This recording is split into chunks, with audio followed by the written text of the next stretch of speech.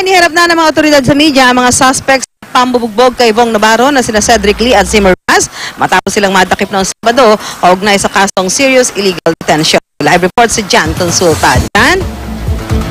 Susan, pinosasan muna ang negosyante si Cedric Lee at martial arts expert na si Zimmer Raz bago ilabas ng NBI Detention Center matapos sila magpalipas na magdamag sa loob ng kulungan. Sa panayam ng GMA News, aminado ang dalawa na nakakapanibago, mainit at masikip sa loob. Pero sa pangkalahatan ay maayos naman daw ang trato sa kanila.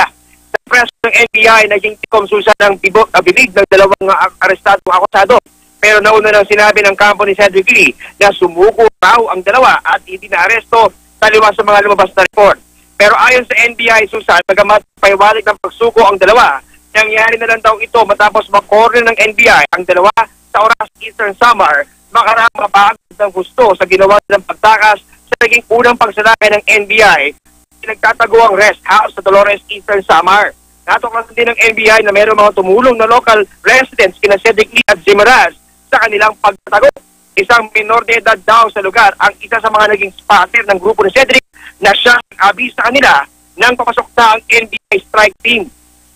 Ayon sa NBI, mas mainam na sumuko na lang sina Dennis Cornejo at kanyang mga kasamahan para hindi na magkomplikado ang kanilang sitwasyon.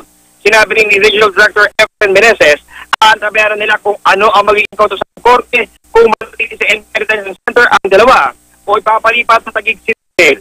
Dito naman si Cedric kanina sa DOJ para humrap sa PI proceedings kaugnay sa tax evasion case na ihahat PAR laban sa kanya.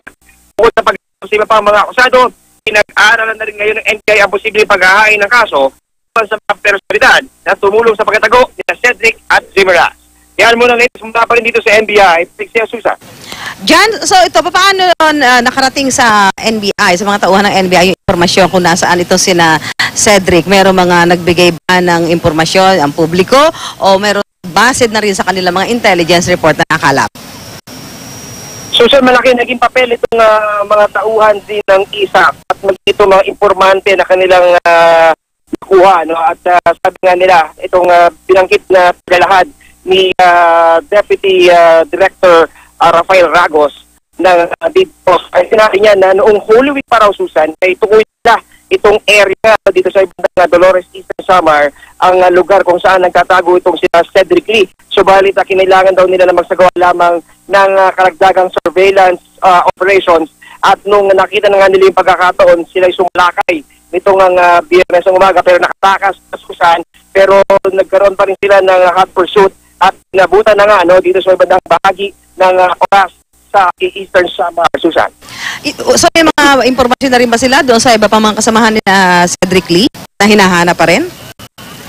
Well, Susan, ang sabi sa atin ngayon ng NBI ay malapit na nilang makuha itong iba pang mga akusado. Subalit patuloy pa rin nila binubuksan itong pagkakataon sa kanila na sumuko na lamang para hindi na maging kahirapan pa yung mga magiging sitwasyon dahil mas mainam nga na makikita nga natin dito, Susan, na talagang kahit sa anong iwas daw nitong sina Cedric Lee ay talaga namang nahanap sila kung kaya wag daw mag-iisip na sana baka makaiwas pa rin ito sa pang-akusado dahil sigurado daw makahanap sila ng NBI, Susan. Diyan, dahil ito non-bailable ang illegal detention, saan makukulong talaga itong sina Cedric?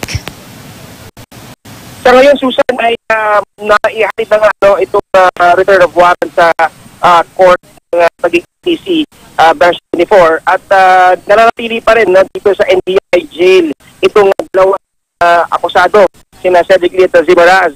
Subalit depende pa raw sa mga darating na araw kung ipapalipat sila ng korte sa Taguig City Jail. Samantala, sinabi naman kanina ni Cedric Lee, Susan, na at ang kanyang abogado na si Atty. Howard Calleja na umaasa raw sila, magpapile sila ng motion para mapababa daw itong kaso nila na mula sa serious illegal detention ay gawin na lamang illegal detention dahil sa grounds na uraw wala naman daw pag nangyaring pagbabayad ng ransom dahil nagbigay na ng pera tong si Vong ay malaya na raw siya ng mga oras niya pambayad daw sa mga nasira niya doon sa apartment itong condo unit itong si Dennis Cornejo. Pero ayon sa NBI, ito'y bahagi na raw ang korte para magdesisyon dito. Susan.